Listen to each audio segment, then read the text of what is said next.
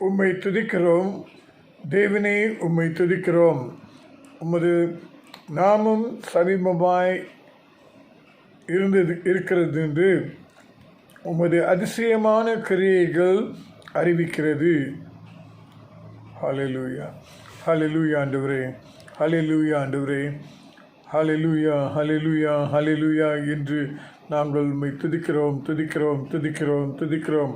கர்த்தாவே, உம்முடைய அதிசயமான கிரியைகள் நீர் சமீபமாய் இருக்கிறீர் என்று எங்களுக்கு அறிவிக்கிறது. ஆதலால் பரிசுத்த ஓய்வு நாளிலே நாங்கள் உம்மை ஆவியோடும் உண்மையோடும் தொழுகை செய்ய எங்களை வழி நடத்தும். கர்த்தாவே, மறுபடியுமாக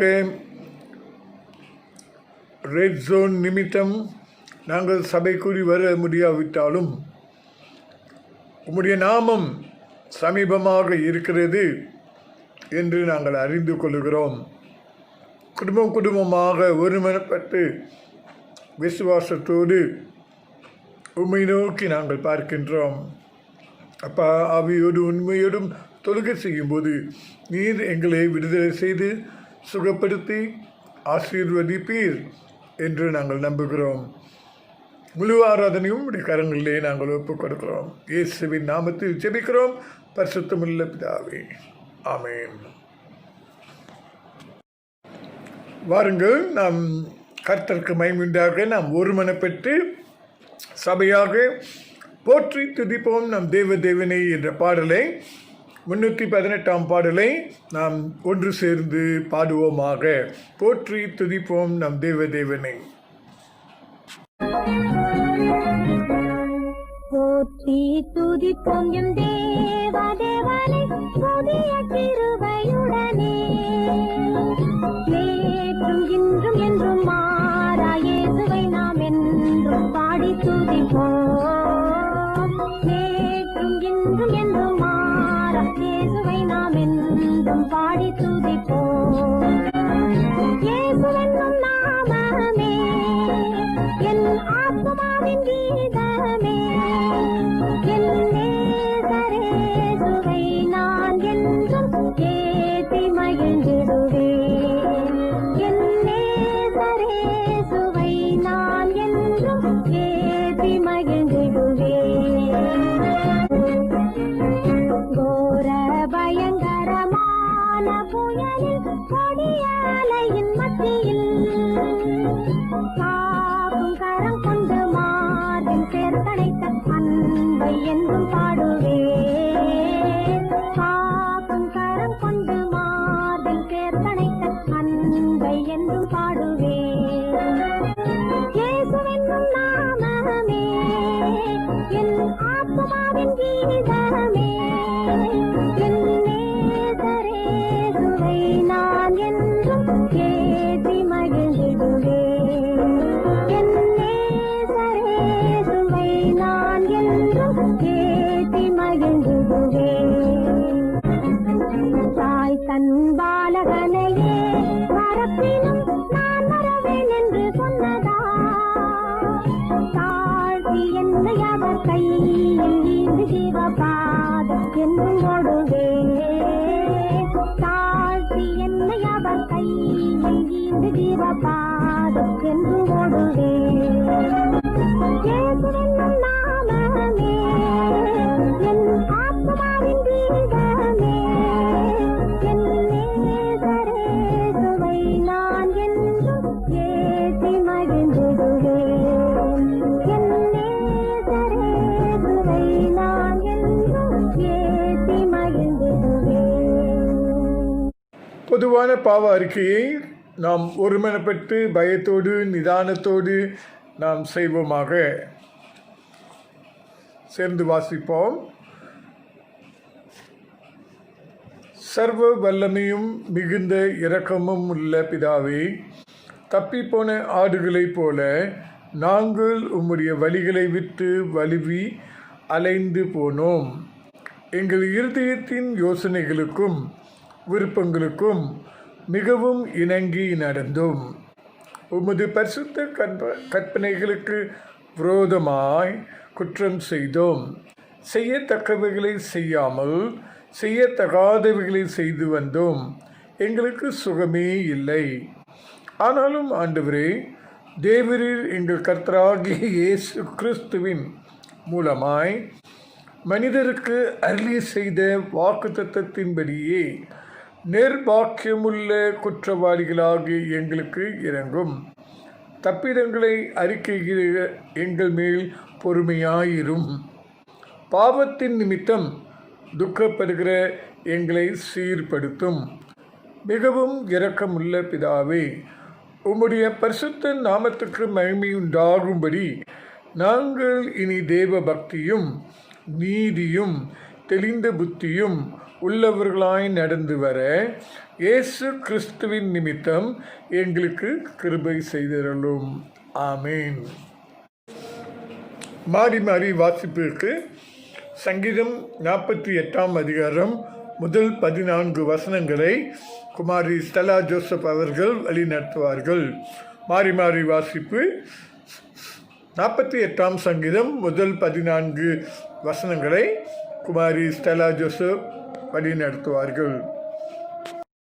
என்று தெரிந்து கொள்ளப்பட்ட மாறி மாறி வாசித்தல் சங்கீதம் 48 வசனம் 1 தொடங்கி 14 முடிய. வசனம் 1. கர்த்தர் பெரியவர், அவர் நமது தேவனுடைய நகரத்திலும் நமது பரிசுத்த பர்வத்திலும் மிகவும் துதிக்கப்படத்தக்கவர்.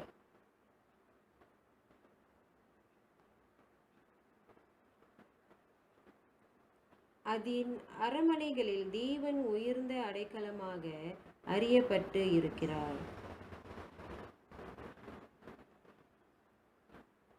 அவர்கள் அதை கண்டபோது பிரமித்து கலங்கி விரைந்து ஓடினார்கள்.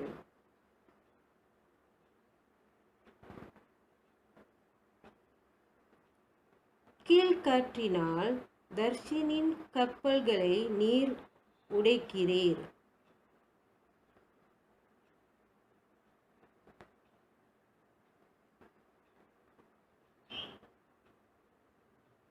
தேவனே, உமது ஆலயத்தின் நடுவிலே உமது கிருபை சிந்தித்து கொண்டு இருக்கிறோம்.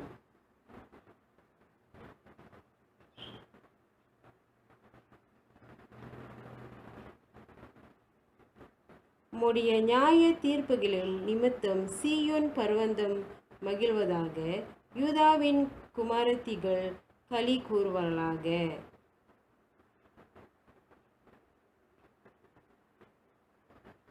பின்வரும் சந்ததிக்கு நீங்கள் விவரிப்பதற்காக அதன் அலங்காரத்தை கவனித்து அதன் அரண்மனைகளை உற்று பாருங்கள். சேர்ந்து வாசிப்போம். இந்த தேவன் என்றென்றைக்கும் உள்ள சதா காலங்களிலும் நம்முடைய தேவன். மரண பரியந்தம் நம்மை நடத்துகிறார். ஆமேன்.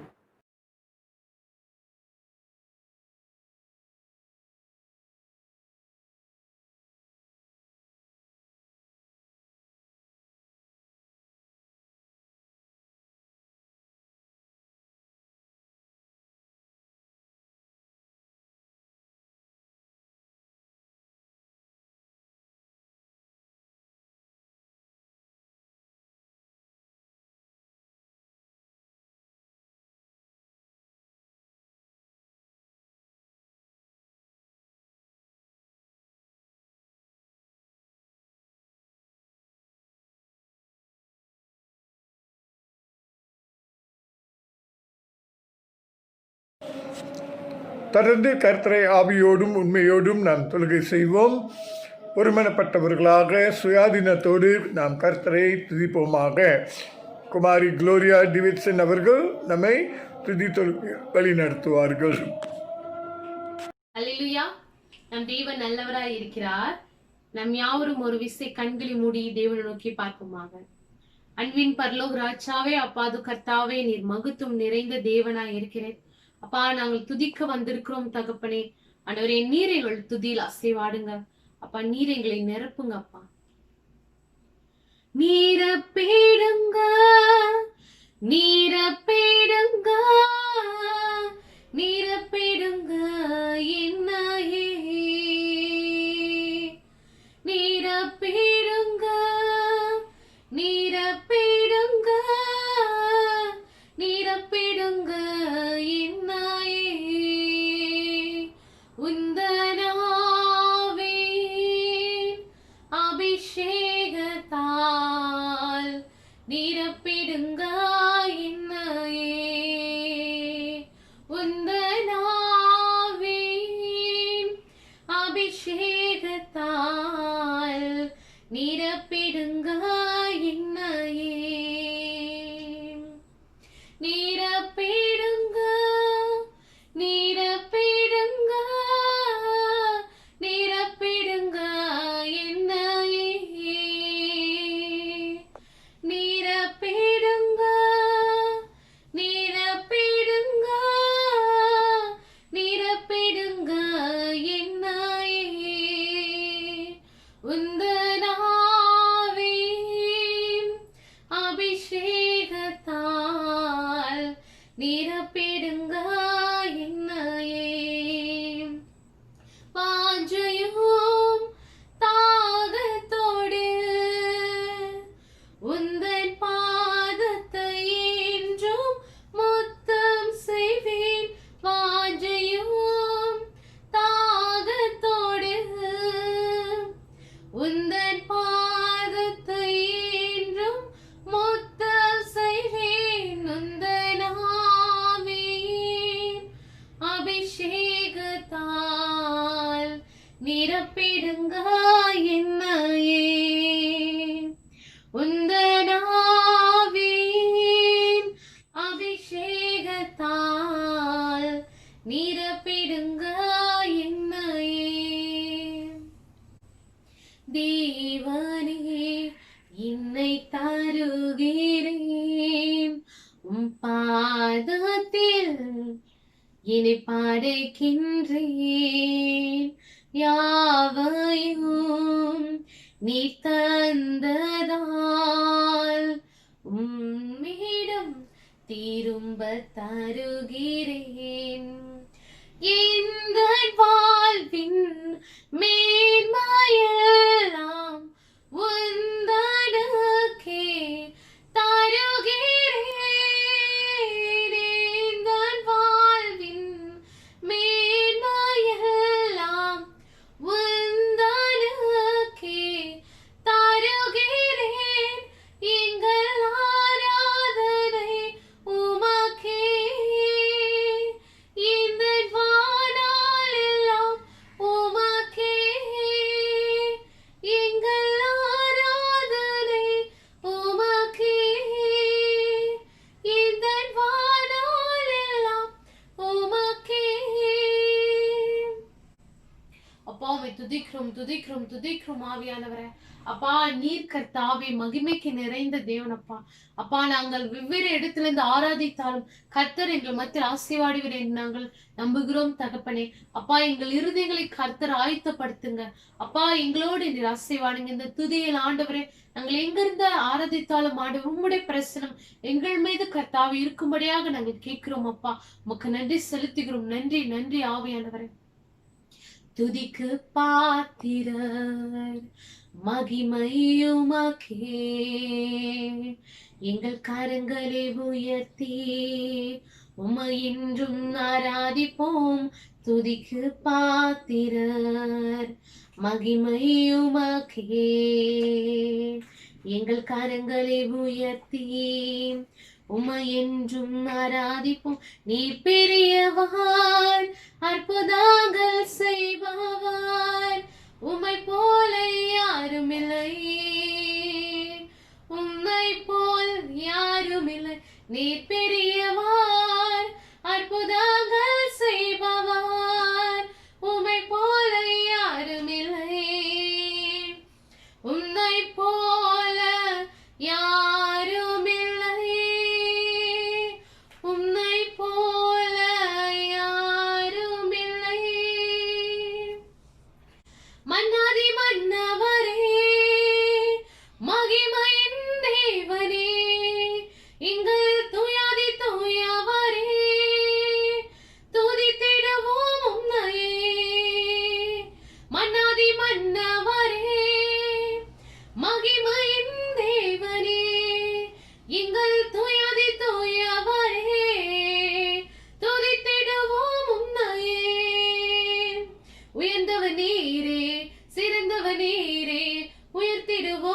உம்மையே வல்லவராக விளக்கிடுவீரே.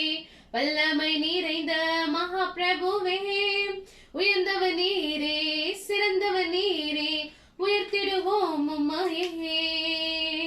வல்லவராக விளக்கிடுவீரே, வல்லமை நிறைந்த மகா பிரபுவே, துதி ஆராதனை உமக்கே, துதி ஆராதனை உமக்கே, துதி ஆராதனை உமக்கே, துதி ஆராதனை உமக்கே.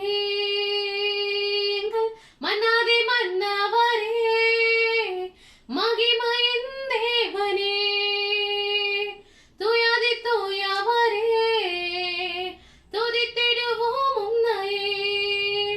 சர்வவல்ல தேவன் எங்கள் இயேசுவே, சத்தியத்தின் தேவனாயிருப்பவரே, சகலமும் உம்மாலே உண்டானதே, நீ வாழ்கவே வாழ்கவே. சர்வவல்ல தேவன் எங்கள் இயேசுவே, சத்தியத்தின் தேவனாயிருப்பவரே, சகலமும் உம்மாலே உண்டானதே, நீர் வாழ்கவே வாழ்கவே. மன்னாதி மன்னவரே, மகிமையின் தேவனே, எங்கள் தூயாதி தூயவரே, துதித்திடுவோம் உம்மையே. மன்னாதி மன்னவரே, மகிமையின் தேவனே, எங்கள் தூயாதி தூயவரே, துதித்திடுவோம் உம்மையே. அப்பா உமக்கு நன்றி செலுத்துகிறோம். நன்றி நன்றி ஆவியானவரே. அப்பா எங்களோடு கர்த்தாவை நீர் தொடர்ந்து அசைவாடுங்க ஆண்டவரே. நாங்கள் கர்த்தாவை தொடர்ந்து இந்த ஆராதனையில் பங்கு பெறும் ஒவ்வொரு காரியங்களிலும் கர்த்தர் எங்களோட அசைவாடுங்க. துதி கனம் மகிமை உமக்கே செலுத்தி மனாக இயேசுவின் நாமத்தினால் ஜெபிக்கிறோம் ஜீவனுள்ள நல்ல தகப்பனே, ஆமென். ஜெபம் செய்வோம். கிருபையும் சத்தியம் நிறைந்த நல்ல ஆண்டவரே, இந்த காலவேளையிலே நாங்கள் உம்முடைய சமூகத்தில் நாங்கள் தாழ்த்தி மன்றாடு விரும்புகின்றோம். அப்பா, எங்கள் சூழ்நிலை நீர் அறிந்திருக்கிறீர். இது இந்த காலகட்டத்தில் அநேகர் கொரோனா வாதையின் நிமித்தம் சந்தேகத்தின் பேரில் பாதிக்கப்பட்டவர்களாகவும் காணப்படுகிறார்கள். அப்பா, உம்முடைய கண்களிலே தயவு கிடைக்க நாங்கள் கெஞ்சுகிறோம். இப்பொழுது உம்முடைய சுகப்படுத்துகிற கரம் ஒவ்வொருவரையும் தொடுவதாக. உம்மை ஆராதித்தோம், உம்மை துதித்தோம். காரணம், நீ ஜீவனுள்ள ஆண்டவர். நீ நேற்றும் இன்றும் என்றும் மாறாதவர், அசைவாடுகிற தேவன், கூப்பிடும்போது மறு உத்தரவு கொடுக்கிற தேவன். இப்போதும் உம்முடைய அருமை பிள்ளைகள் கஷ்டப்படுகிறது நீ விரும்பவில்லை.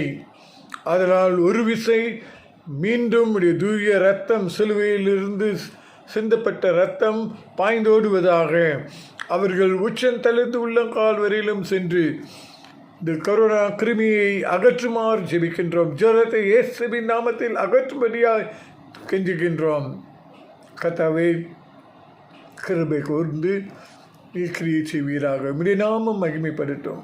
உம்முடைய நாமம் மகிமைப்பட வேண்டும் என்று நாங்கள் ஜெபிக்கின்றோம். தொடர்ந்து ஆண்டவரே, எங்கள் சபையையும் கரங்களை ஒப்புக் கொடுக்கின்றோம். கர்த்தாவே, டிஎம்சி புக்கத்தான் சுங்கை புலு வெளிப்புற ஊழியத்தையும் நாங்கள் உங்களுடைய சமூகத்தில் கொண்டு வருகின்றோம். அப்பா, நீ பராமரித்து வழிநடத்தி வந்ததற்கு தயவுக்காக நன்றி. தொடர்ந்து கர்த்தாவே, தசிப்பு 3 பிரிச்சிங் பாயிண்ட், இன்னும் தேசா கோல்ஃபீல்ட், தஞ்சோக்காரங் போன்ற இடங்களில் நாங்கள் ஊழியத்தை ஆரம்பிக்க வாஞ்சியாய் இருக்கின்றோம். கர்த்தாவே, உம்முடைய நாமம் இந்த இடத்தில் உள்ள மக்கள் அறிந்திருக்கிறார்கள், வாஞ்சியாய் கேட்க விரும்புகிறார்கள். ஆதலால் நாங்கள் ஆயத்தமாய் இருக்க. அறுப்போம் மிகுதி, ஆட்கள் குறைவு. ஆதலால் வேலைக்கு வேலையாட்களை அனுப்ப எஜமானிடத்தில் ஜெபியுங்கள் என்று சொன்னீரேன். சபையாக நாங்கள் ஜெபிப்பது மட்டுமல்ல, நாங்கள் எங்களை முன் வைக்க, அப்பா, சபையார் ஊழியத்தில் ஈடுபட உற்சாகப்படுத்துமாறு கெஞ்சுகின்றோம். கர்த்தாவே, நாங்கள் பல காரியங்களிலே முக்கியத்துவம் கொடுத்து ஊழியத்தில் கவனக்குறைவாக இருக்கிறது நிமித்தம் எங்களை மன்னியும் அப்பா, மன்னியும். உம்முடைய ஊழியத்திலே நாங்கள் கவனமாக, உண்மையாக, செம்மையாக, உமக்கு பிரியமுண்டாக நாங்கள் செய்ய எங்களை வழிநடத்தும், ஸ்திரப்படுத்தும், பக்குவப்படுத்தும். கர்த்தாவே, இந்த ஆண்டு எங்களுக்கு இன்று கொடுத்திருக்கிற தலைமை போதுவர் திரு டேவிட் தர்மக்கனுக்காகவும் அவருடைய மனைவிக்காகவும் மகனுக்காகவும் நாங்கள் ஸ்தோத்திரிக்கின்றோம். அவர்களை ஸ்திரப்படுத்தி, பலப்படுத்தி, பக்குவப்படுத்தும். அவர்களை கொண்டு நீர் என்ன சுத்தம் வைத்திருக்கிறீரோ நீ செய்யுமாறு கெஞ்சுகின்றோம். அடியனுக்காகவும் நான் ஜெபிக்கின்றேன்.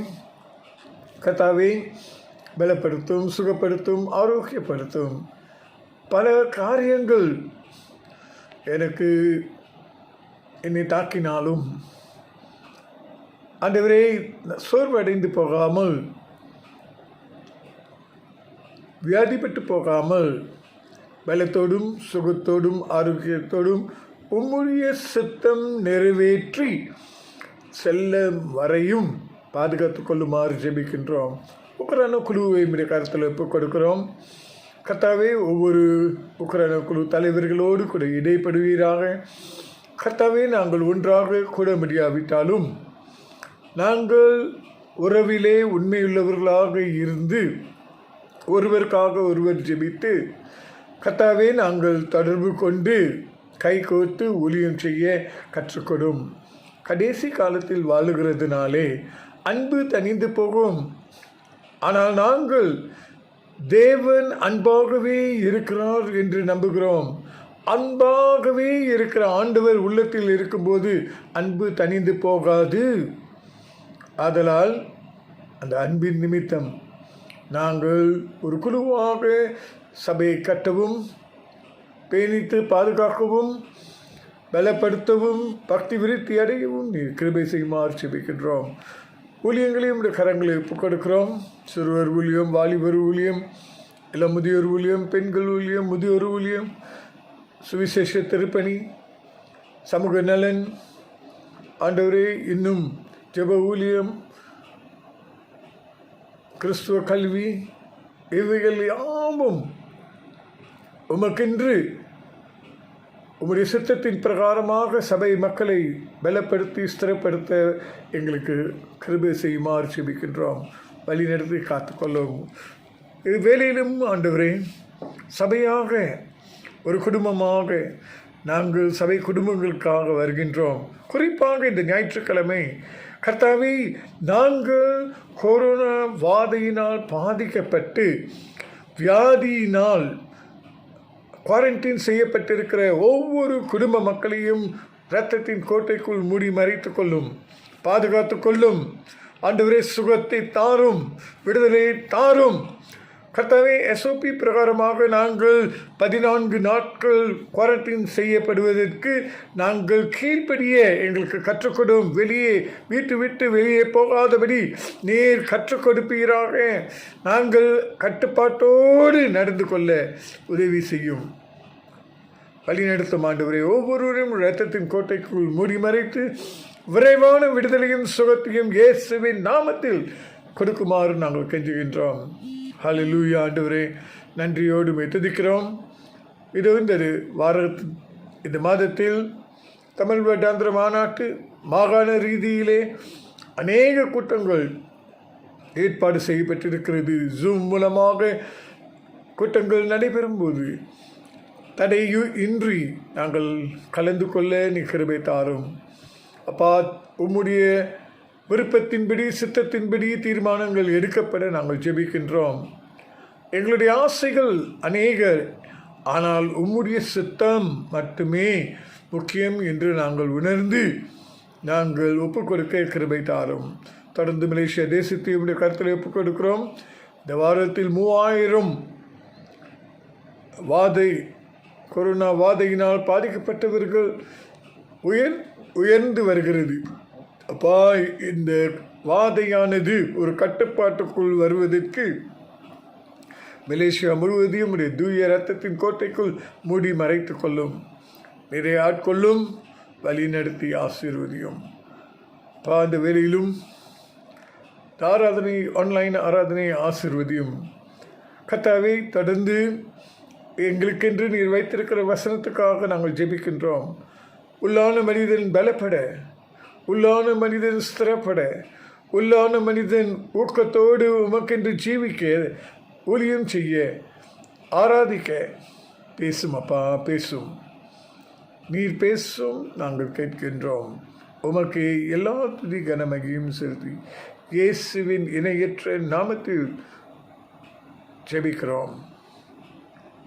தொடர்ந்து வெள்ளத்தினால் பாதிக்கப்பட்டிருக்கிற மாநிலங்களுக்காக நாங்கள் ஜெபிக்கிறோம். கிளாந்தான், பஹாங், ஜோஹோ, இன்னும் பேரா, ஸ்லாங்கூர், கர்த்தாவே, பல இடங்களில் வெள்ளம் அதிகரித்து அதனால் பாதிக்கப்பட்ட மக்களுக்காகவும் நாங்கள் மன்றாடுகிறோம். ஏற்ற உதவிகள்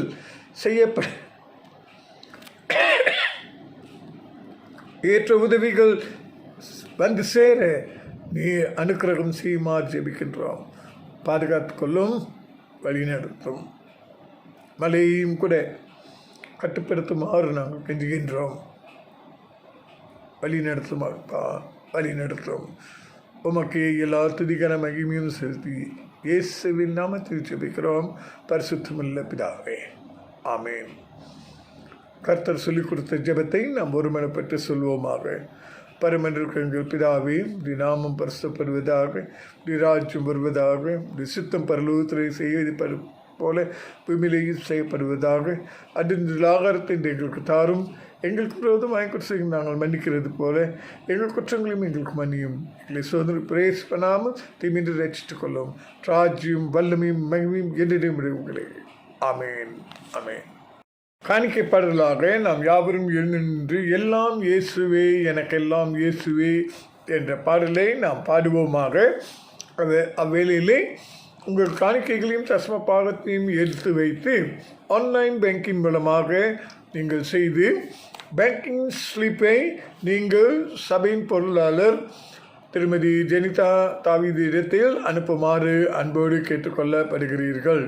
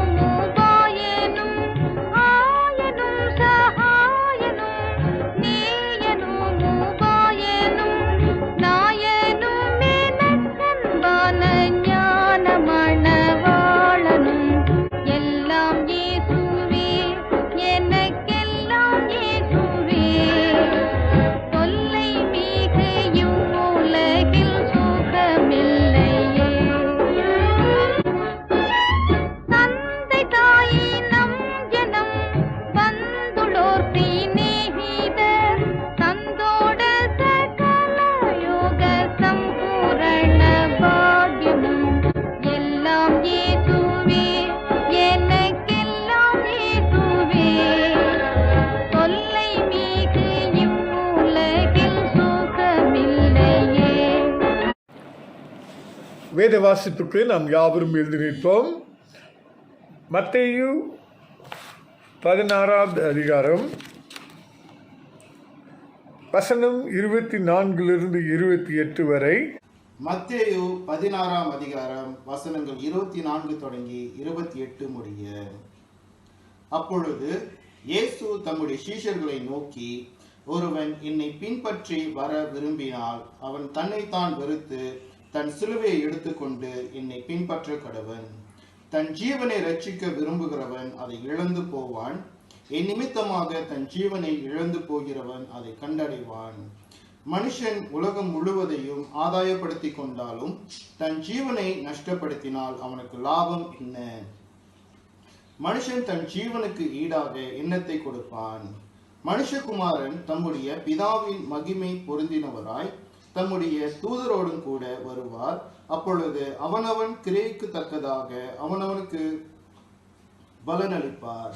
இங்கே நிற்கிறவர்களில் சிலர் மனுஷகுமாரன் தம்முடைய ராஜ்யத்தில் வருவதை காணும் முன் மரணத்தை ருசி பார்ப்பதில்லை என்று மெய்யாகவே உங்களுக்கு சொல்லுகிறேன் என்றார். ஆமென். தொடர்ந்து நம்முடைய தலைமை பொதுகர் அவர்கள் நம்மோடு தேவனுடைய செய்தியை பகிர்ந்து கொள்வார்கள். இந்த வாரத்தில் கவுண்ட் த காஸ்ட் இன் ஃபாலோவிங் கிரைஸ்ட், கிறிஸ்துவை பின்பற்றுவதன் விலை மதிப்பு என்ற தலைப்பிலே அவர் நம்மோடு பேசுவார்கள். ஆதலால் கர்த்தர் தாமே அவர் மூலமாக அவருடைய சித்தத்தை வெளிப்படுத்துவாராக. இயேசு கிறிஸ்துவின் பரிசுத்த நாமத்தில் உங்கள் ஒவ்வொருவரையும் நான் வாழ்த்துகிறேன். இந்த கோவிட் காலத்தில் சபையில் கூட முடியாத ஒரு நிலையில் நாம் ஆன்லைனில் தான் செய்திகளை கொடுக்க தீர்மானித்தோம். அதனால் செய்தியை கவனித்து கேளுங்கள். கேட்டு கீழ்ப்படிவோம் என்றால் அது ஆவிக்குரிய ஜீவியத்திற்கு மிகவும் பிரயோஜனமாக இருக்கும். செய்தியை கேட்பதற்கு முன்பதாக நாம் தலை வணங்கி செபிப்போம். பரலோக ராஜாவே, எங்களை அதிகமாக நேசித்து வரும் பரிசுத்தமுள்ள தேவனே, உம்முடைய எல்லா கிருபைகளுக்காக உமக்கு கோடா கோடி ஸ்தோத்திரம். இம்மட்டுமாக எங்களை வழி நடத்தி வந்தவர் நீர் ஆண்டவரே. இந்த நாளிலே கூட கர்த்தாவே, சத்தியத்தின் மூலமாக உடைய வார்த்தையை கொண்டு நீர் எங்களோடு கூட பேசி எங்களுடைய ஆவிக்குரிய ஜீவியத்தை நாங்கள் இன்னும் புதுப்பித்து கொள்ள, இன்னும் ஆழமாக நாங்கள் கடந்து வர உதவி செய்யுமாறு ஜெபிக்கிறோம். God our Heavenly Father, we just want to thank you and praise you, Lord, that although we could not gather in the church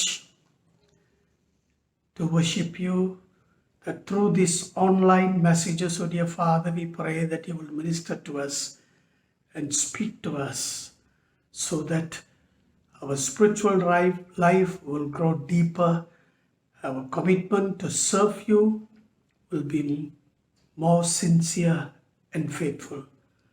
பேசும் ஆண்டவரே, அடியேன் கேட்கிறேன். இயேசுவின் மூலமே ஜெபம் கேளும் ஜீவிக்கிற நல்ல பிதாவே, ஆமேன், ஆமேன். கிறிஸ்துவுக்குள் பிரியமானவர்களே, புத்தாண்டு ஆராதனையில் நான் கொடுத்த செய்தியில் 2 காரியங்கள் அதிகமாக உங்களிடத்தில் சொன்னேன். என்னன்னா, இந்த புதிய வருடத்தில் இயேசுவை நாம் பின்பற்றுவோம், அவருக்கு கீழ்ப்படிவோம். இந்த new year message that I gave, 2 important words that I presented to you is follow Jesus and obey. Today we are going to see the cost of following Jesus. இயேசுவை பின்பற்றுவோம் என்று சொல்லும் பொழுது அதன் கிரயம் என்ன, நான் கொடுக்கும் விலை என்ன, அதை தான் இன்னைக்கு நம்ம பார்க்க போகிறோம்.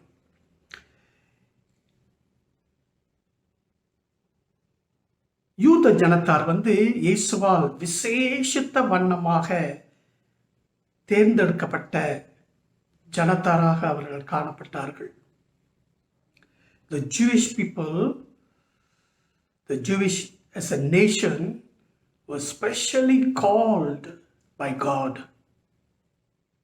நான் உங்கள் தேவன், நீங்கள் என் ஜனம் என்று அவர்களை விசேஷித்த வண்ணத்தில் அந்த ஜாதியாரை அவர் தனக்கென்று அழைத்து கொண்டார். They were the children of God and they called themselves the children of God. நாங்கள் தேவனுடைய பிள்ளைகள் என்று அவர்களை அழைத்து கொண்டார்கள். அது உண்மைதான். கடவுள் அவிதமாக தான் அந்த இஸ்ரவேல் ஜனத்தாரை அவருடைய சொந்த ஜனத்தாராக ஏற்றுக்கொண்டார். அநேக தேசத்தின் மத்தியில் அந்த தேசத்தை தேவன் விசேஷத்த வண்ணத்தில் அழைத்து கொண்டார். என்னுடைய ஜனத்தார் என்று அழைத்து கொண்டார்.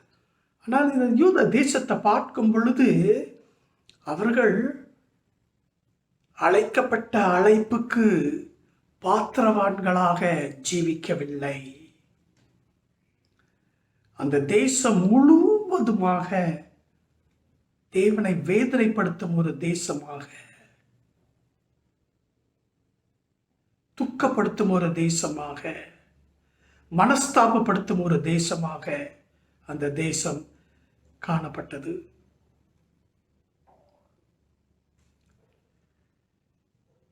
But this particular nation, Israel, grieved God through their lives.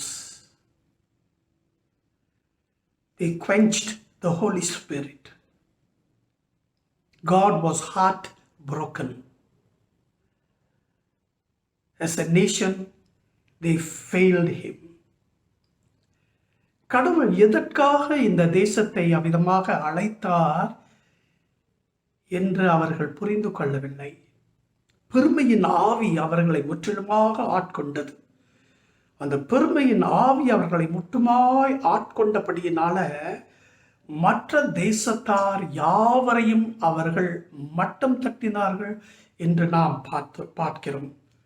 மற்ற தேசத்தாரை அவர்கள் நாய்கள் என்று சொன்னார்கள்.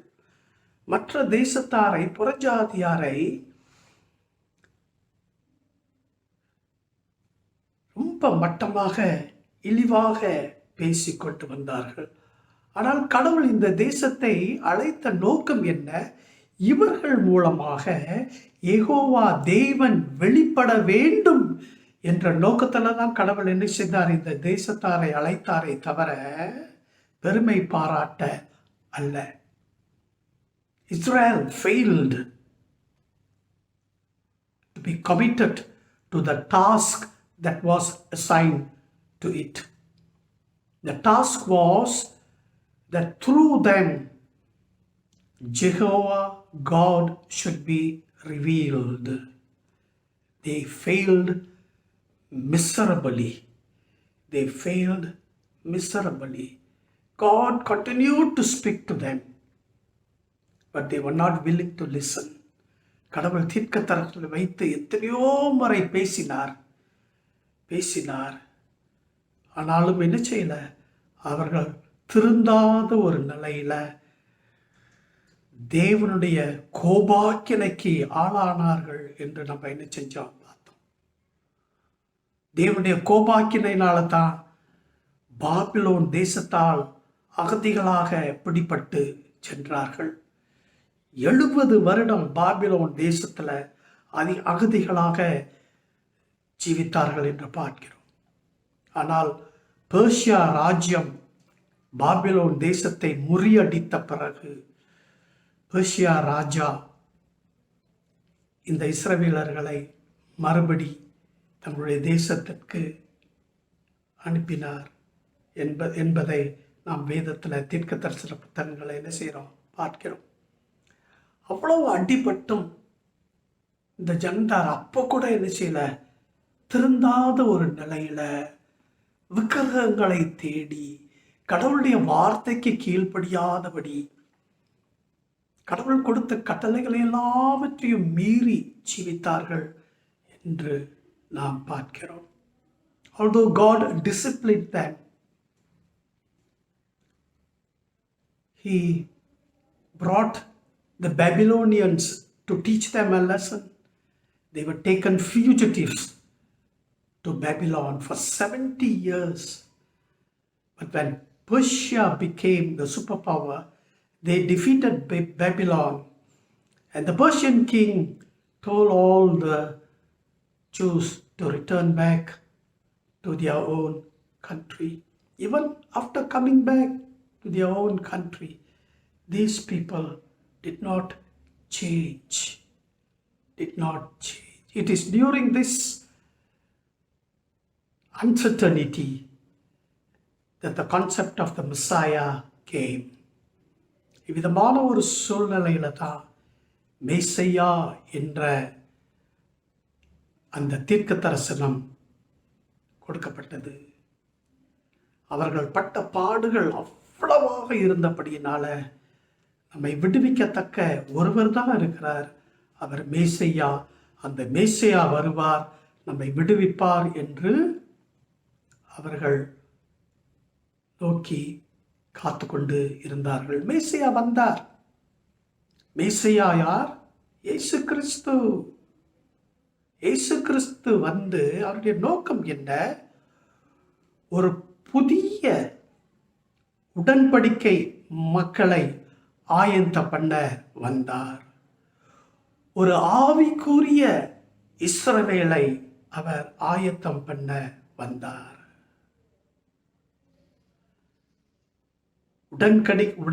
புதிய உடன்படிக்கைக்குரிய பீப்பிள், மக்கள், ஆவிக்குரிய இஸ்ரவேல்.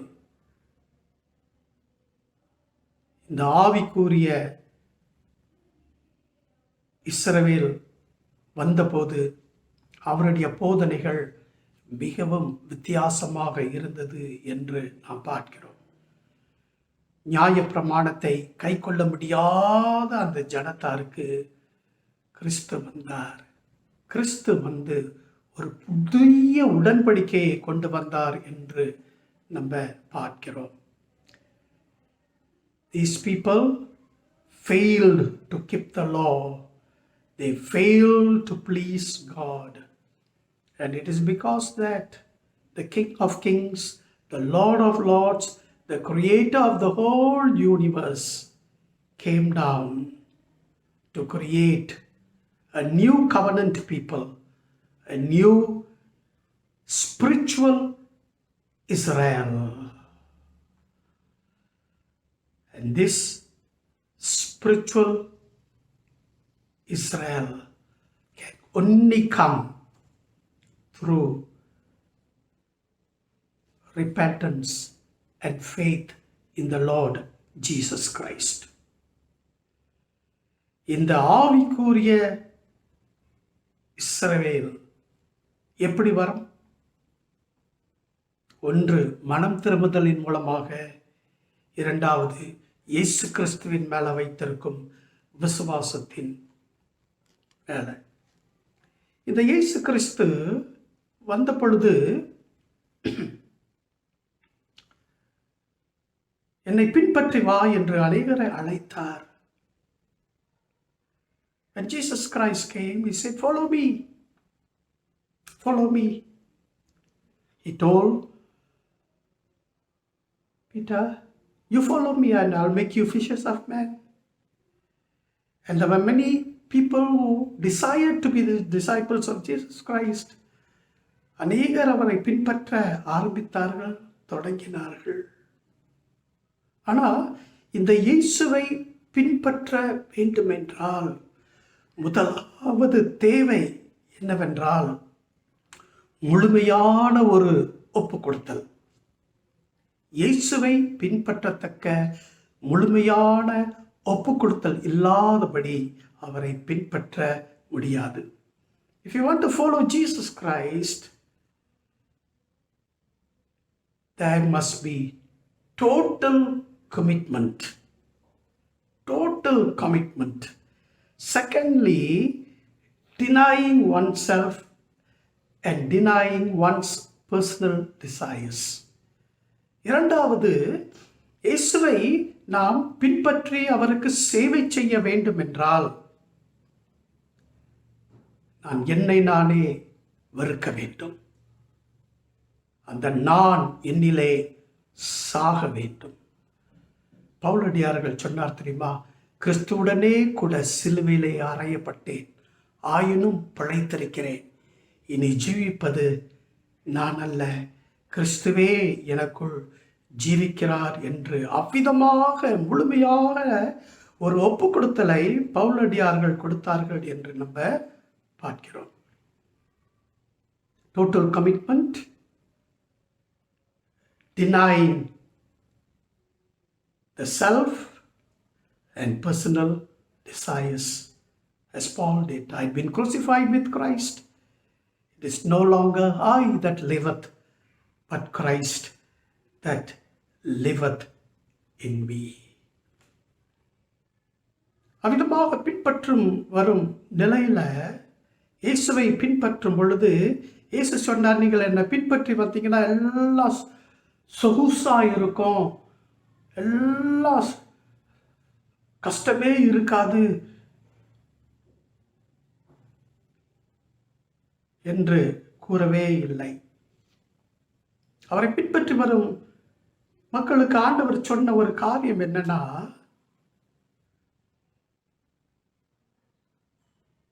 நீங்க பின்பற்றி வரும் பொழுது வாழ்க்கை ரொம்ப கஷ்டமா இருக்கும், துன்புறுத்தல் இருக்கும் என்றுதான் சீஷர்களுக்கு பின்பற்றும் மக்களுக்கு சொன்னார். Jesus never promised that Christian life would be easy. In fact, he said there would be hardship and persecution. In the midst of that, God said, if you want to follow me, that should be total commitment. கஷ்டம் இருக்கும், துன்புறுத்தல் இருக்கும். அவைகளின் மத்தியில நீ உன் வாழ்க்கையை முற்றிலுமாக எனக்கு ஒப்பு கொடுக்க வேண்டும். ஸோ இயேசுவை பின்பற்றத்தக்க நான் முதலாவது ஒரு தீர்மானம் எடுக்கணும். இந்த இயேசுவை நான் ஏற்றுக்கொண்டு அவரை பின்பற்ற வேண்டும் என்றால் நான் கொடுக்கும் கிரயம் என்ன? Every Christian must therefore sit down and count the cost of being a follower of Jesus Christ. What will it cost to follow Jesus Christ? இயேசுவை பின்பற்றத்தக்க நான் என்ன கிரயத்தை கொடுக்க வேண்டும்? Number one, it will cost the follower a deep personal faith in Jesus Christ. பின்பற்றும் விசுவாசிகளிடத்துல கடவுள் எதிர்பார்க்கும் ஒரு காரியம் என்ன தெரியுமா? ஆழமான கிறிஸ்துவில் மேல் ஒரு ஆழமான விசுவாசம். இந்த ஆழமான விசுவாசம் இல்லாவிடில் நம்ம இயேசுவை பிரியப்படுத்த முடியாது. நம் ஜீவிக்கும் இக்காலத்தில் அநேக மக்கள் தங்களை கிறிஸ்தவர்கள் என்று கூறுகிறார்கள். ஏன் கிறிஸ்தவர்கள் என்று கூறுகிறார்கள்? ஏனென்றால் அவர்கள் கிறிஸ்தவ குடும்பங்களிலே பிறந்தவர்கள். அது ஒரு பெரிய ஆசீர்வாதம் பாருங்க. கிறிஸ்தவ குடும்பத்தில் பிறப்பது ஒரு பெரிய ஆசீர்வாதம். Many people today call themselves Christians because they are privileged to be born into a Christian home. அது பெரிய ஆசீர்வாதம். ஆனா கிறிஸ்தவ குடும்பத்தில் பிறந்திருக்கும் ஒவ்வொரு பிள்ளைகளுடைய வாழ்க்கையிலும் கடவுள் எதிர்பார்க்கும் காரியம் என்ன? To merit the label Christian, we must first meet the requirements of Jesus for entry into his kingdom. கிறிஸ்தவ குடும்பத்தில் பிறந்திருந்தாலும் அவருடைய ராஜ்யத்தின் பிள்ளைகளாக நாம் மாற வேண்டும் என்றால் அவர் நம்மிடத்தில் எதிர்பார்க்கும் காரியங்களை நாம் அவருக்கு ஒப்பு கொடுக்க வேண்டும். The first thing that God requires from each Christian is that he must be born again. கடவுள் எதிர்பார்க்கும் முதல் காரியம் என்னவென்றால் ஒவ்வொரு மனுஷனும், இயேசுவை பின்பற்றும் ஒவ்வொரு மனுஷனும் மறுபிறப்பின் அனுபவத்துக்குள்ள கடந்து வந்திருக்க வேண்டும். இந்த மறுபிறப்பின் அனுபவம் இல்லாதபடி நம்ம கடவுளுக்கு எந்த விதத்திலும் பிரயோஜனமாக இருக்க முடியாது. We cannot serve God totally, fully pleasing him if we don't have the born again experience. This born again experience is very, very important. I want to illustrate in this manner through a story that I read. ஒரு குடும்பத்தினர் பாருங்க, ஒரு ஞாயிற்றுக்கிழமையில் ஆராதனைகள் எல்லாவற்றையும் முடித்துவிட்டு ஒரு hotel சென்றார்கள். அந்த ஹோட்டலிலே அந்த குடும்பத்தின் தலைவர் யாரையோ சந்திக்க வேண்டும் என்று அவர் அங்கே குடும்பத்தை எடுத்து சென்றார். குடும்பத்தை அந்த உட்காரும் இடத்துல உட்கார வச்சுட்டு இவர் அவர் சந்திக்க வேண்டிய நபரை சந்திக்க ரூமுக்கு போயிட்டார். விதமாக உட்கார்ந்து கொண்டிருக்கும் நிலையில் ஒரு வயதான ஒரு மனுஷன், ஒரு வயதான ஒரு கிழவர் வந்தார். இந்த அம்மாவை பார்த்தார். அந்த அம்மாவை பார்த்து கேட்ட முதல் கேள்வி என்னன்னா, இயேசுவை உன் சொந்த இரட்சகராக நீ ஏற்றுக்கொண்டிருக்கிறாயா? நீ மறுபிறப்பின் அனுபவத்தை அடைந்திருக்கிறாயா? இந்த மனைவியானவளுக்கு ரொம்ப கோபம் வந்துருச்சு. திடீர்னு தூக்கி போட்டுருச்சு அவள். என்னடா இந்த மனுஷன் நம்மளை பார்த்து இப்படி ஒரு கேள்வி கேட்குறானே என்று அவள் அப்படியே கொஞ்சம் ஆடி போயிட்டா. சொன்னா, நாங்கள் எல்லாம் கிறிஸ்தவர்கள், நாங்கள் எல்லாம் பரம்பரையாக கிறிஸ்தவர்களாக இருக்கிறோம், நீ என்ன என்கிட்ட இப்படி ஒரு கேள்வியை கேட்குற அப்படின்ட்டு அவள் மறுமொழி கொடுத்தா. அப்போது அந்த வயதானவர் மறுபடி கேட்டார், அம்மா நீங்கள் பரம்பரை கிறிஸ்தவர்களா அப்படின்ட்டு கேட்க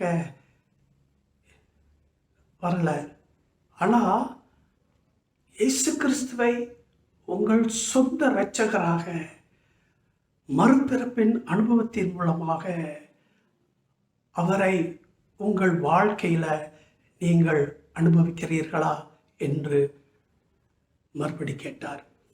மறுபடி ரொம்ப கோபம் வந்துருச்சு பாருங்க. கோபம் அவன் சொல்கிறா, என்னுடைய கணவர் நாங்கள் எந்த சபையில் உள்ள அங்கத்தினர்கள்ட்ட உனக்கு தெரியுமா?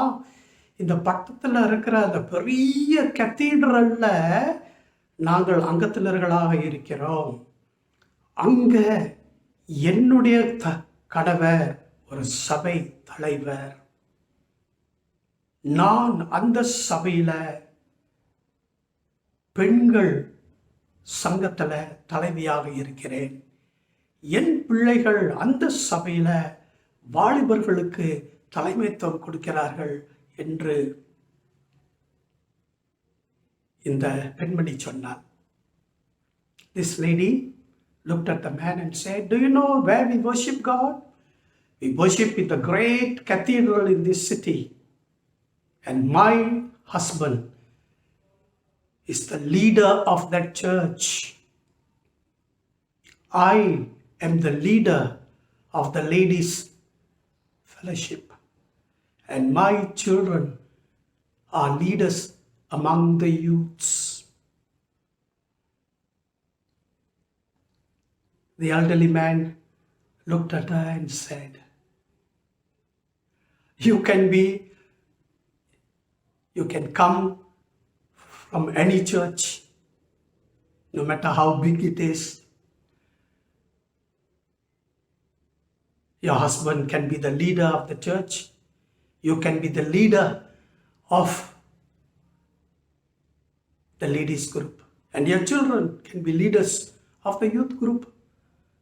But you have not answered my question. My question is, do you know Jesus Christ as your Lord and Savior? Have you been born again? That is my question. இந்த மகளானவள் சொன்ன காரியம் என்ன? நான் எப்பேற்பட்ட சபையிலிருந்து வந்திருக்கோம் தெரியுமா? இந்த பெரிய பட்டத்திலே இருக்கிற பெரிய சபையிலிருந்து வந்திருக்கிறோம். அங்கே என் குடும்பமே என்ன செய்து தலைமைத்துவம் எடுத்து ஊழியம் செய்து கொண்டு இருக்குது. அப்போ அந்த மனிதர் மறுபடி சொன்னார், அம்மா நான் கேட்ட கேள்விக்கு இது பதில் கொடுக்கவே இல்லை. இயேசு கிறிஸ்து உன் சொந்த இரட்சகராக நீ அனுபவத்தை கொண்டு இருக்கிறாயா? அவர் உன் ஆண்டவரா? மறுபிறப்பின் அனுபவத்துக்குள்ள கடந்து வந்திருக்கிறாயா? ஆவியானவர் உன் உள்ளத்துக்குள்ளே நீ கடவுளுடைய பிள்ளை என்று சொல்கிறாரா? அந்த அம்மாவுக்கு பதில் கொடுக்கவே முடியல. பதில் கொடுக்க முடியாத ஒரு நிலையில கண்ணீர் விட ஆரம்பித்தான். That lady began to cry because she could not answer the question. She could not answer the question because she herself was not sure that she has been born again or not, whether she has gone through the second birth and belongs to the kingdom of God. அந்த வயதானவர் என்ன செஞ்சார்? அப்படியே கடந்து போயிட்டார். இந்த அம்மா அழுது கொண்டு இருக்கிறார்கள், அவர் கடந்து போயிட்டார். This lady was crying and the man just walked away. After some time the husband came. The husband came and then saw the wife crying. And he asked, "Why are you crying?"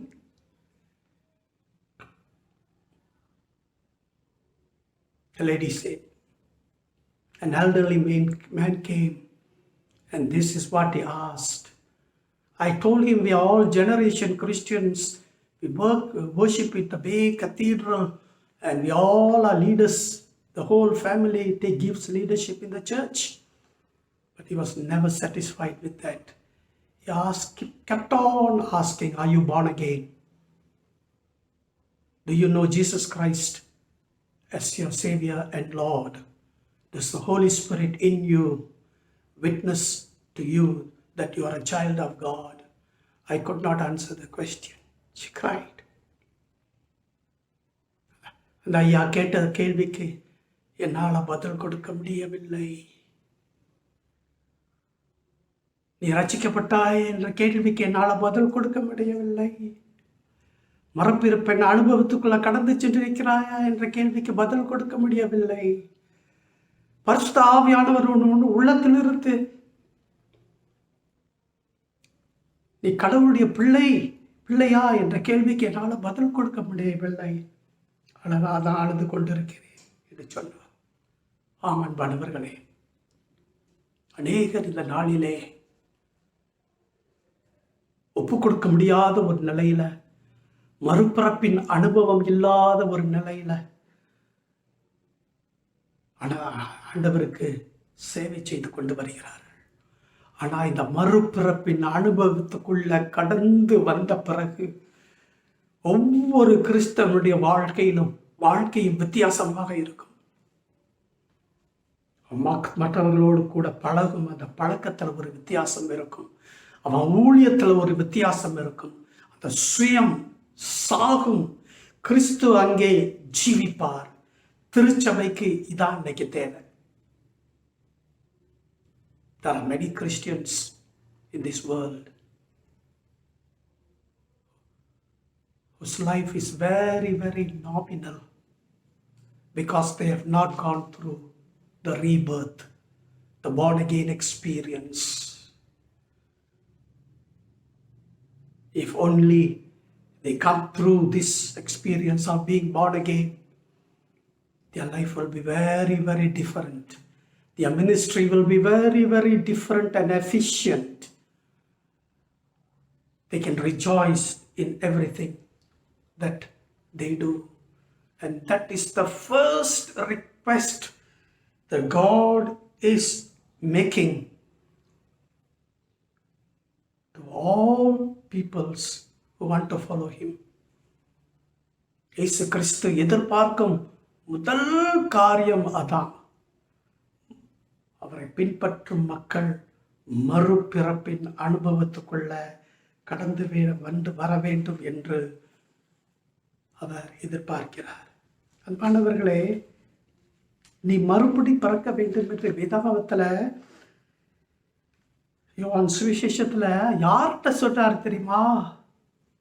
சாதாரண மனுஷன்ட்டு அவர் சொல்லவில்லை. நிக்கோதேமுடைய வாழ்க்கை நான் அன்னைக்கு உங்ககிட்ட நான் விவரித்து சொல்ல நேரம் இல்லை. ஆனால் ஒரு நாள் நிக்கோதேமுவை குறித்து அவன் எப்பேற்பட்ட மனிதன், எப்படி குணம் உள்ளவன் என்பதை நான் விவரித்து ஒரு நாள் உங்களோடு கூட பிரசங்கம் செய்வேன். Jesus told a man of fine character, a wonderful man, ruler of the Jews, a member of the Sanhedrin council. When Nicodemus came and he said, "Good master,"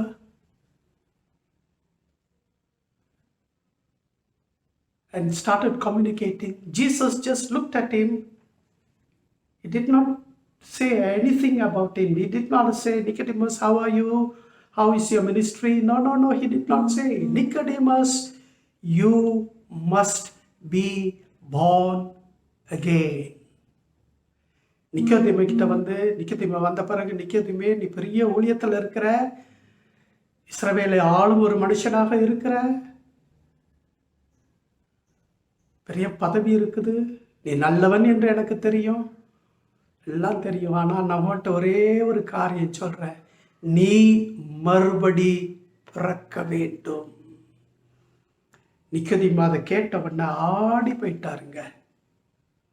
ஏன்னா அந்த சமுதாயமே அந்த மனிதனை அவ்விதமாக உயர்த்தி வைத்திருந்தது. Man of character, a man of faith. But yet something was missing in his life, and that is why he just looked at Nicodemus and said, "Nicodemus, you must be born again." நிக்கோதேமுவே, நீ மறுபடி பிறக்க வேண்டும். அன்பானவர்களே, நம்முடைய Methodist சபையின் தந்தை John வெஸ்லியுடைய சரித்திரத்தை நீங்கள் சற்று வாசித்து பார்ப்பீர்கள் என்றால், அன்பானவர்களே, அது நம்மை அசைத்துவிடும். அருமையான ஒரு கிறிஸ்தவ குடும்பத்திலிருந்து பிறந்தவர் அவர். அவருடைய அப்பா ஒரு போதகர், தாத்தா போதகர். ரெண்டு பக்கத்திலும் சுசன்னாவுடைய குடும்பத்தை பார்க்கிலும் நல்ல ஆவிக்குரிய ரீதியில் அவர்கள் கடவுளுக்கு சேவை செய்து வந்த மக்கள். ஜான் வெஸ்லி அந்த குடும்பத்தில் தான் பிறந்தார்.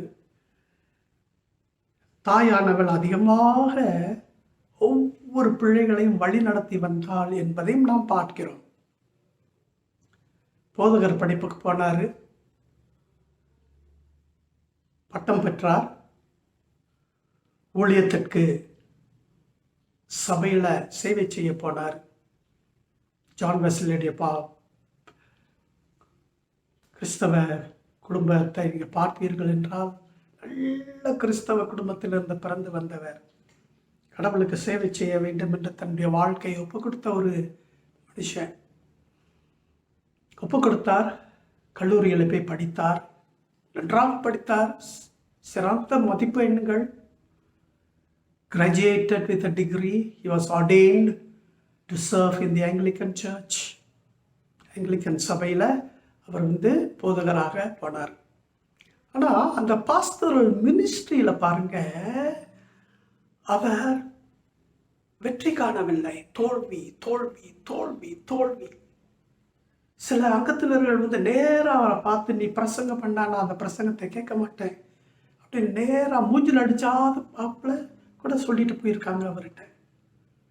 There have been people who have insulted John Wesley direct to his face, say that if you preach, we will not listen. So John Wesley went through all these.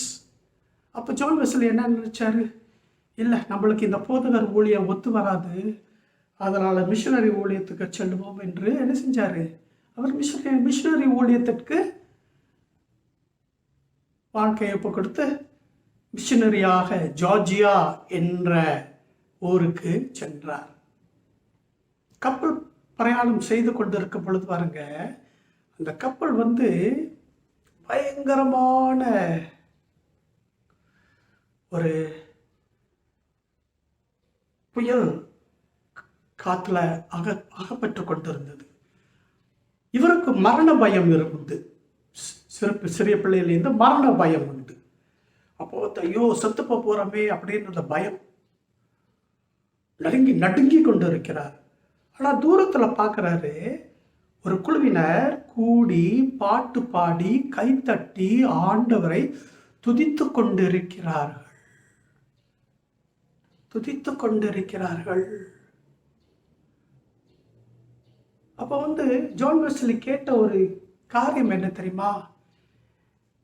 அவர்களிடத்துல ஏதோ ஒன்று உண்டு, ஆனா அது என்கிட்ட இல்லை.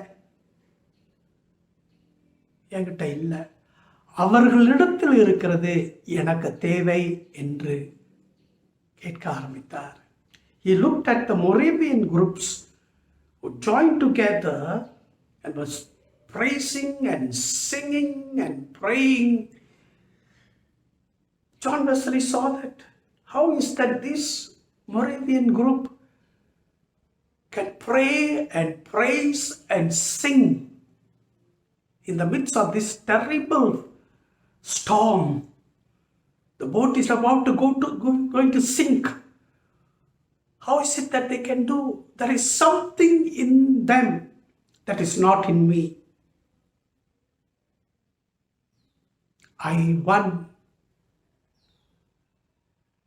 There is something in them that is not in me. I desire to have what they have. ஆவிக்குரிய போராட்டம் ஆரம்பிச்சிச்சுங்க அவருக்கு. ஜோர்ஜியா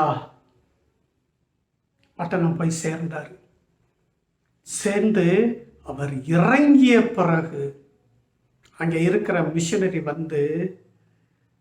அவரை அழைத்தார். அழைத்து அவரை கேட்ட முதல் கேள்வி என்ன தெரியுமா? வெஸ்லி, இயேசு கிறிஸ்துவின் சொந்த இரட்சகரா? பரிசுத்த ஆவி உள்ளத்திலிருந்து நீ கடவுளுடைய பிள்ளை என்று சொல்லுகிறாரா? John Wesley Aadi போயிட்டாருங்க.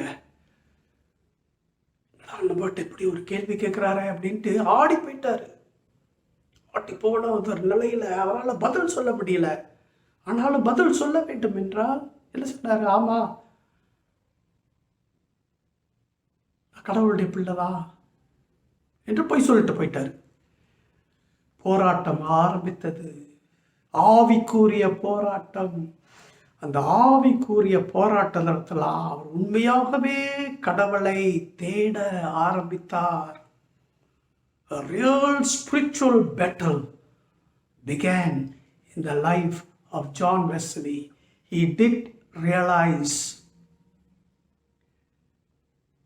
that he could not say that Jesus Christ is my Lord and Savior, and that he is a born-again believer, and that the Holy Spirit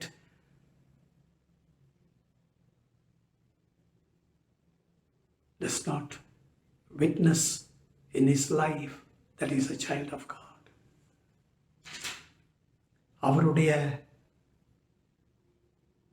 வாழ்க்கை ஒரு ஆவிக்குரிய போராட்டத்துக்குள்ள அதிகமாக கடந்து வந்தது. ஸ்பிரிச்சுவல் பேட்டல் அங்க ஆரம்பிச்சது தான். மிஷனரி ஊழியத்தில் வெற்றி பெற்றாராங்க? இல்லை, தோல்வி. எப்படிங்க கடவுளுக்கு முழுமையாக ஒப்பு கொடுக்க முடியாத ஒரு நிலையில ஊழியம் எப்படி வெற்றி பெறும்? நாம் மற்றவர்களுக்கு எவ்விதமாக சேவை செய்ய முடியும்? அதான் என்னுடைய கேள்வி. அந்த கேள்வி எனக்கும், அந்த கேள்வி உங்களுக்கும். That question is for you and the question is for all of us in Bukit Rotan Church.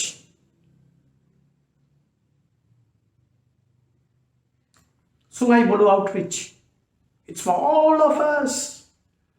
We can only serve God in the first requirement, that is being born again.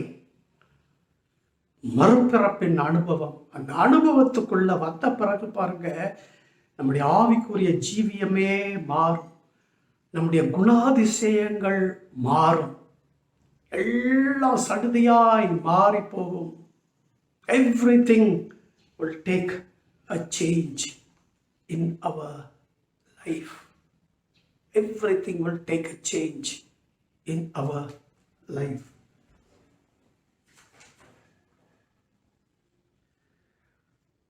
And so Jesus Christ is the mode of entry into the spiritual realm through the new birth of being born again. இயேசு கிறிஸ்துவின் மூலமாகத்தான் அவருடைய ராஜ்யத்துக்குள்ள, அது மறுபிறப்பின் அனுபவத்தின் மூலமாகத்தான் நாம் கடந்து செல்ல முடியும் என்பதை நாம் மறந்துவிடக் கூடாது. I must have a personal experience with Jesus Christ. தனிப்பட்ட ஒரு அனுபவம், தனிப்பட்ட ஒரு அனுபவம். I must have a personal relationship. Anybody who comes to me and asks, are you born again? Does the Holy Spirit in you witness that you are a child of God? We must be ready and immediately say, yes, I am a born again believer, and the Holy Spirit is in me witnessing that I am a child of God. So when a man comes into a personal relationship with Jesus Christ and the deep spiritual experience, things will change in life. இந்த அனுபவத்தோடு கூட ஒரு முழுமையான ஒரு ஒப்பு கொடுத்தலிலே, ஆவிக்குரிய ரீதியிலே நாம் மறுரூபம் ஆக வேண்டும். அவ்விதமாக நிலையில கடவுளுடைய சமூகத்தில் போகும்பொழுதுதான் மனுஷன் தன்னைத்தானே அறிந்துக்கிறான். என்ன அறிந்து கொள்கிறான்? ஐயோ, நான் இவ்வளவு அசுத்தமாக ஜீவித்திருக்கிறேனே, இவ்வளவு முரட்டாட்டத்தோடு கூட நான் ஜீவித்திருக்கிறேனே, கடவுளுடைய சித்தத்தை நான் செய்யாதபடி முரட்டாட்டம் பண்ணியிருக்கிறேனே, என்னுடைய வாழ்க்கையில எவ்வளவு சுயநலம் இருந்தது, இது எல்லாத்தையும் நிச்சயமா அறிந்து கொள்வான். அந்த மறுபிறப்பின் அனுபவம் தான் இந்த ரியலைசேஷனை என்ன செய்யும், இந்த புரிந்து கொள்ளுதலை என்ன செய்யும், கொண்டு வரும் என்பதை நாம் பார்க்கிறோம். He sees himself as unclean in thoughts and unclean in action, rebellious toward the divine will for his life, selfishness to the core of his being. இதை பார்க்கத்தக்க ஆவியானவர் தான் அந்த வெளிச்சத்தை என்ன செய்கிறாரு, நம்மேல் வீசுகிறார். It is God who sheds light to see ourselves,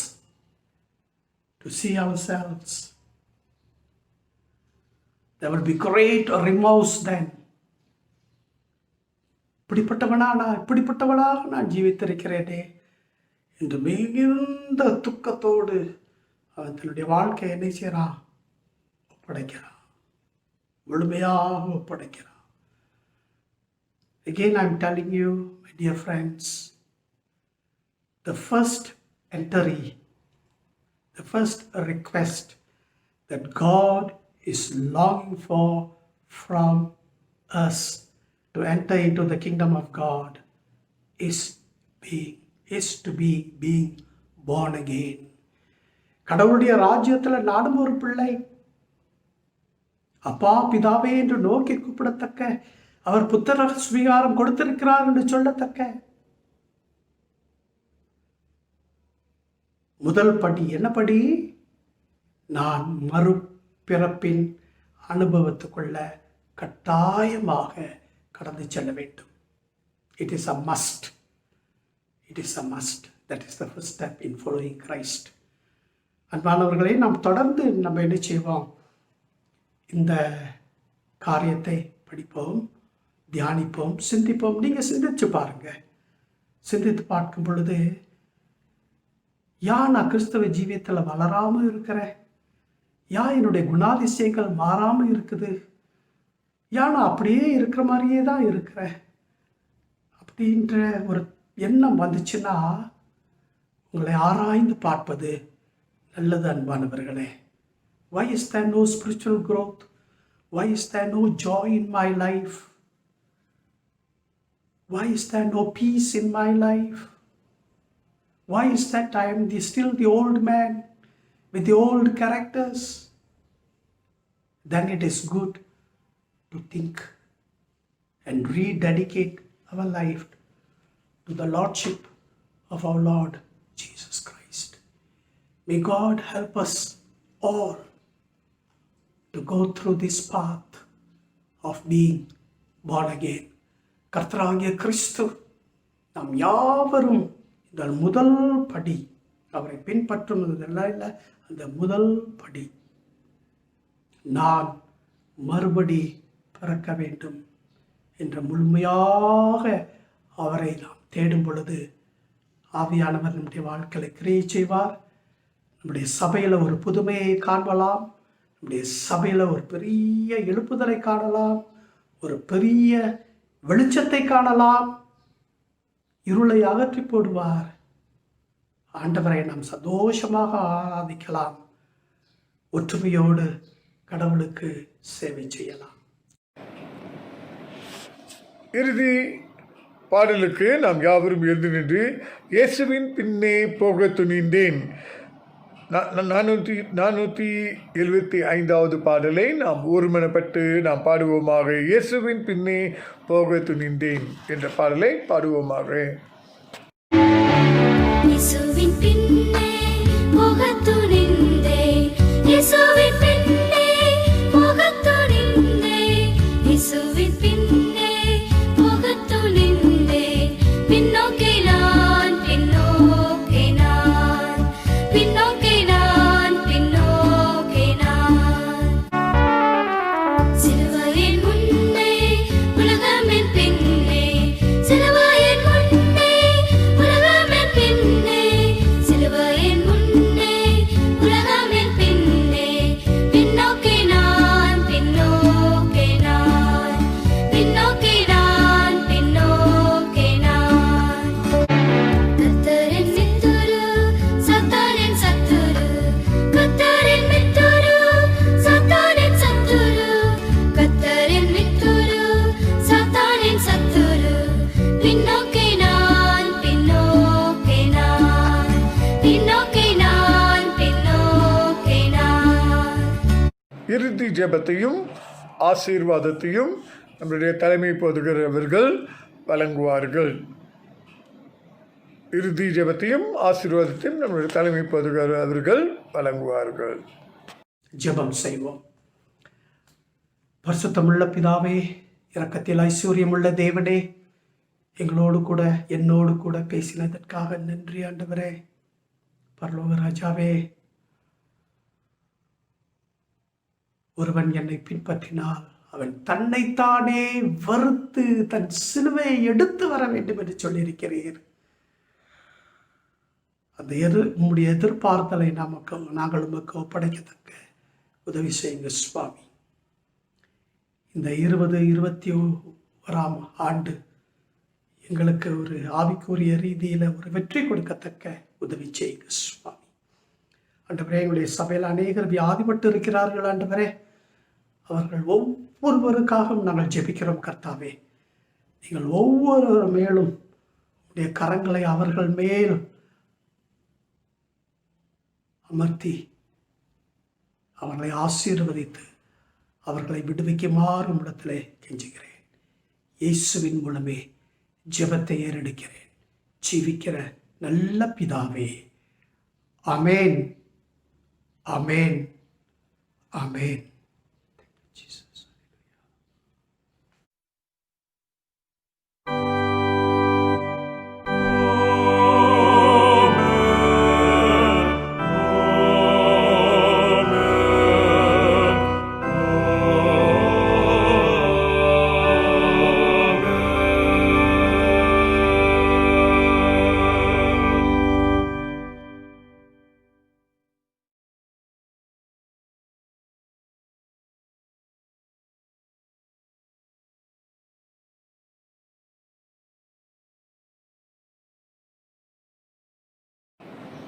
இயேசு கிறிஸ்துவின் இணைய நாமத்தில் உங்கள் யாவரையும் நான் வாழ்த்துகின்றேன்.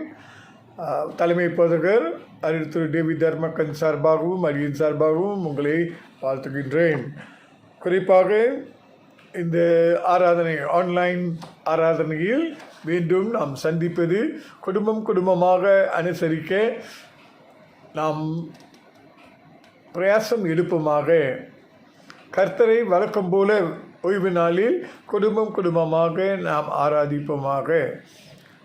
வருகிற 2 வாரங்கள், அதாவது இந்த ஞாயிற்றுக்கிழமையும் அடுத்த ஞாயிற்றுக்கிழமையும் ரெட் ஜோன் காரணத்தினால் நாம்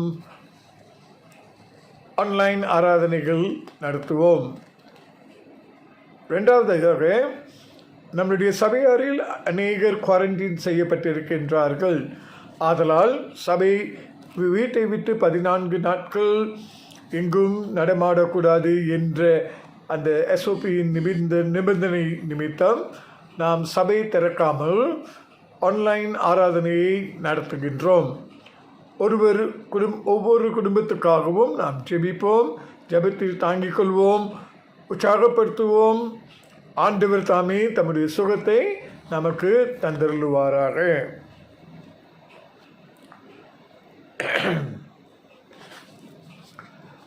நம்மளுடைய ஆண்டின் கருப்பொருளானது தேவ மகிமையை தேடு,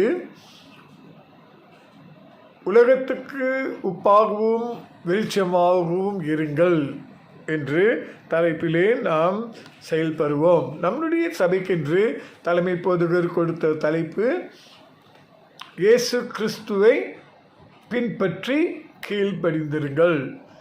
இயேசு கிறிஸ்துவை கீழ்ப்படிந்து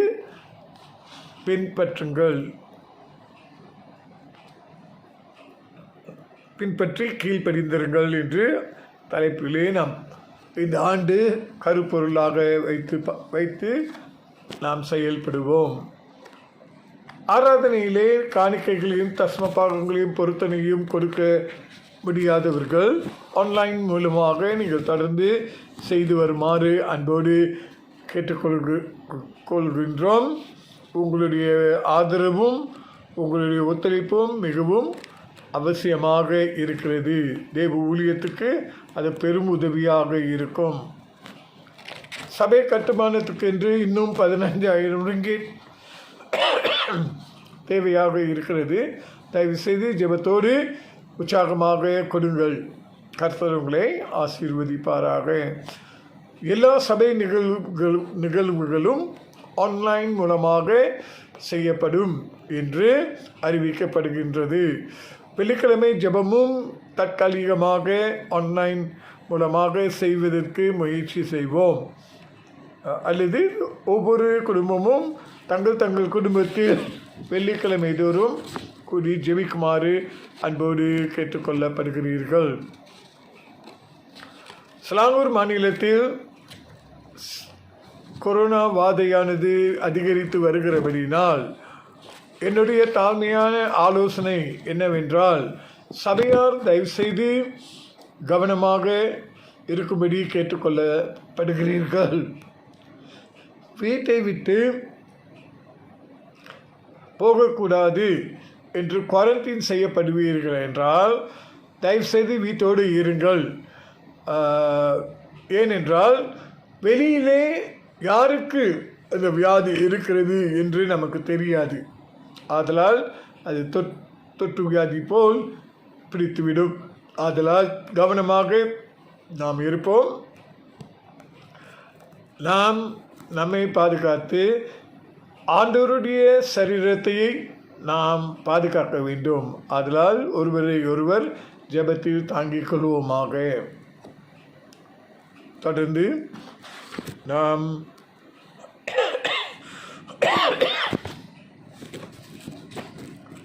எல்லா ஊழியங்களுக்காகவும் மாகாண ரீதியிலே நடைபெறப் போகிற கூட்டங்களுக்காகவும் மாநாட்டு ரீதியிலே நடைபெறப் போகிற திட்டமிடும் கூட்டத்துக்காகவும் தயவுசெய்து ஜெபிக்குமாறு அன்போடு கேட்டுக்கொள்கின்றேன். கர்த்தர் உங்களை ஆசீர்வதிப்பாராக.